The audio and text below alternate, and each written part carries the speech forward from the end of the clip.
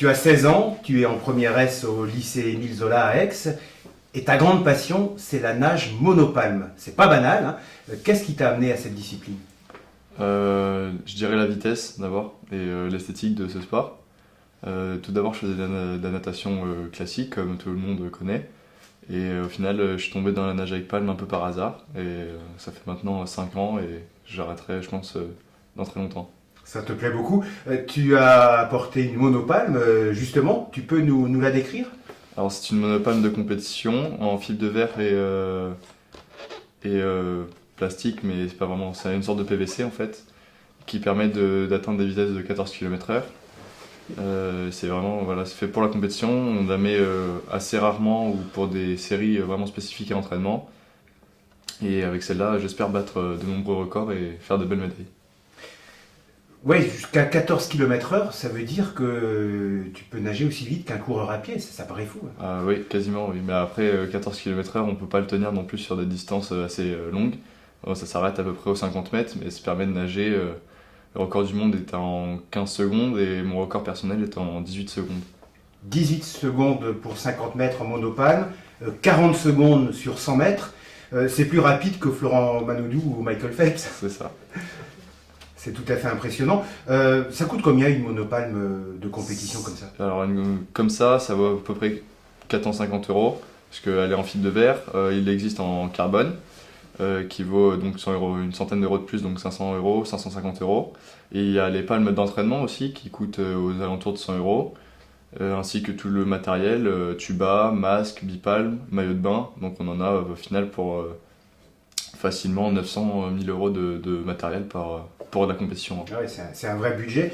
Quand on a 16 ans, on ne roule pas forcément sur l'or. Le coup de pouce financier du label Mereuil Terre d'Espoir est vraiment le bienvenu, j'imagine. Exactement, ça m'a permis de financer l'achat de mon matériel pour cette saison, que ce soit les palmes, mais aussi les combinaisons qu'on sert pour les compétitions, comme en natation classique. Voilà, c'est les mêmes à peu près, mais elles sont intégrales, donc c'est-à-dire au niveau du cou jusqu'aux chevilles.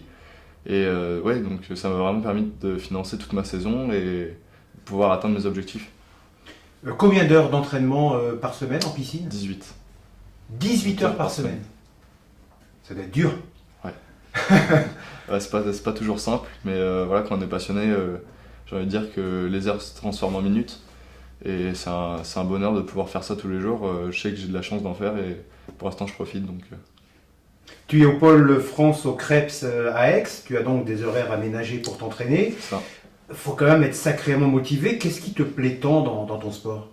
Le mouvement, je trouve que le fait d'onduler comme ça, tel un dauphin, ça procure une sensation de liberté qui est juste immense. La vitesse aussi, parce que dès qu'on met une palme, tout de suite les carreaux au fond de la piscine passent beaucoup plus vite. Ouais. Et c'est génial. Tu es licencié à l'excellent club Pays d'Aix Natation. Tu as un niveau international. Quels sont tes principaux titres? Champion de France l'année dernière, je parlais que de l'année dernière. Champion de France en élite, donc ça s'appelle la catégorie senior, au 4x100 et au 4x200. Donc ce sont les deux relais. J'ai été aussi champion de France du 4x2000, donc c'est en eau libre, en milieu naturel, toujours, mais là chez Junior, avec mes partenaires de mon club. Et j'ai fait 2 fois troisième aux 200 mètres et aux 400 mètres en piscine, et vice-champion de France junior aux 100 mètres surface. Bravo, hein. Tu vas participer à la Coupe du Monde et au mois d'avril à Aix-en-Provence, notamment Aix qui va accueillir une manche de cette Coupe du Monde. C'est ça. C'est extraordinaire, ça. Ouais, ça représente 450 nageurs. On espère les meilleurs du monde qui vont pouvoir venir un peu se confronter puis voir un peu l'état de forme de la saison. Donc j'espère, enfin j'y participerai et j'essaie de faire de mon mieux pour avoir le meilleur résultat possible. Et puis j'invite tous les Mereuillais à venir dans cette belle piscine qui rouvrira ses portes pour voir un sport qui est vraiment, vraiment atypique. Ah ouais, tu vas nager devant ton public à domicile, motivation supplémentaire, quoi. C'est ça. L'un de tes grands objectifs, c'est de participer aux World Games en 2022.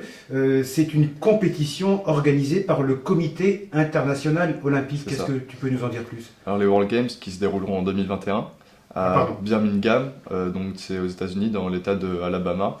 C'est comme les Jeux Olympiques, c'est-à-dire une cérémonie d'ouverture avec tous les pays, un défilé. Mais en fait, c'est pour les sports qui sont pas au programme numéro 1, comme le judo, la natation ou basket. Mais c'est quand même des sports reconnus olympiques, comme la nage avec palme depuis 1986. Mais on n'est pas au programme numéro 1, mais c'est exactement la même chose, mais c'est un peu moins médiatique, mais c'est l'équivalent. Et tu penses qu'un jour, la nage monopalme pourrait être intégrée aux véritables Jeux Olympiques ou c'est quand même un rêve pour toi? Ah, j'espère. Pour l'instant, c'est un rêve, on fait tout pour que ça y soit. Mais ouais, je pense que Paris 2024, ça va peut-être être un peu juste, parce que c'est quand même assez proche.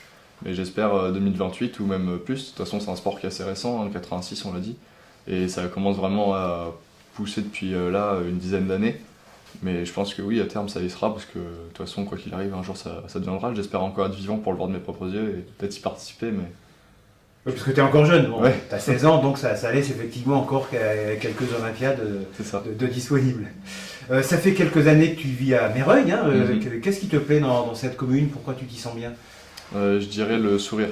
Je trouve que les gens ici à Méreuil ont beaucoup le sourire. Et puis je trouve que c'est une ville assez atypique parce qu'on a un petit côté petit village où tout le monde se connaît, mais en même temps c'est une ville qui est assez futuriste et qui a envie de faire de grandes choses, donc ça me plaît. J'aime bien. Méreuil, ville dynamique. Ouais, c'est ça. Tu es donc labellisé Méreuil Terre d'Espoir. C'est une fierté de porter les couleurs de Méreuil comme ça aux quatre coins de France et même du monde. Ouais, toujours, parce qu'on me demande toujours, ouais, Aix-en-Provence, tout le monde connaît à peu près. Mais c'est vrai qu'en discutant, on peut, bah oui, moi j'habite pas vraiment à Aix, j'habite à Méreuil, tout ça, mais dis donc c'est quoi?